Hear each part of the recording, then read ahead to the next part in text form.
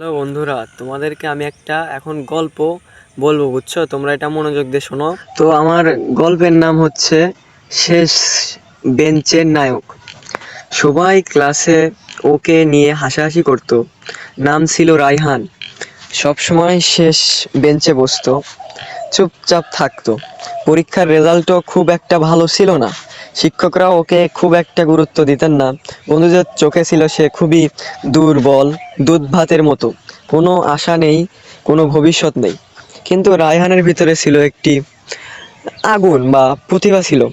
সেটা বাইরে থেকে কেউ দেখতে পেত না। সবাই যখন মোবাইলে গেম খেলতো, রায়হান তখন ইউটিউবে ভিডিও দেখতো। কিভাবে নিজের জীবন বদলানো যায়, কিভাবে কষ্টকে শক্তিতে পরিণত করা যায়। সে লিখে রাখতো প্রতিদিন, আমি পারবো, আমি একদিন সবাইকে দেখিয়ে দেব আমি পারবই। একদিন স্কুলে একটা প্রতিযোগিতা হলো, বিজ্ঞান মেলা। সবাই ভাবলো রায়হান অংশ নেবে না, কিন্তু সবাইকে অবাক করে দিয়ে রায়হান একটা প্রজেক্ট তৈরি করলো। একটা ছোট্ট মেশিন বা প্লাস্টিক গলিয়ে ইট তৈরি করতে পারে। শিক্ষকরা চমকে গেলেন। রায়হান প্রথম হলো সেই প্রতিযোগিতায়। এরপর থেকে রায়হানের জীবনের গতি পাল্টে গেল। সে আরও মনোযোগ দিয়ে পড়াশোনা শুরু করলো। প্রতিদিন 4 থেকে 6 ঘন্টা সময় দিত নিজের স্বপ্নের পেছনে। পরিশ্রম করতে করতে একসময় সে স্কুলের সবচেয়ে মেধাবী ছাত্র হয়ে উঠল এবং পুরো স্কুলের মধ্যে সে টপার হয়ে গেল।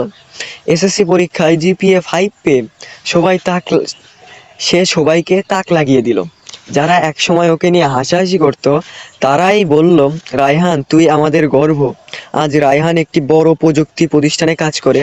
সে এখন তরুণদের অনুপ্রেরণা দেয় বলে তোমার। তো এই ভিডিওটার বানানোর মূল লক্ষ্য হচ্ছে যে তোমার শুরু যেমনই হোক, শেষটা কেমন হবে তা তুমি ঠিক করো। তুমি পারবে যদি থেমে না যাও। এই গল্পটা শুধু রায়হানের নয়, বুঝলে কি তোমরা? এটা হতে পারে তোমারও গল্প। মনে রেখো, কেউ যখন তোমাকে অবহেলা করে, সেটাই তোমার জয়ের সবচেয়ে বড় সুযোগ। নিজের ওপর বিশ্বাস রাখো, পরিশ্রম করো, অন্যান্য মানুষের কথায় কান দিও না। ফল একদিন ঠিকই আসবে ইনশাআল্লাহ। যদি আমার ভিডিওটা ভালো লাগে তো অবশ্যই লাইক দিও, সাবস্ক্রাইব করে দিও আমার চ্যানেলটা। তো তোমরা বলো আমার এই গল্পটা তোমাদের কাছে কেমন লেগেছে। এই গল্পটা আমি নিজেই তৈরি করেছি এবং নিজেই এই গল্পটা আমি লিখেছি।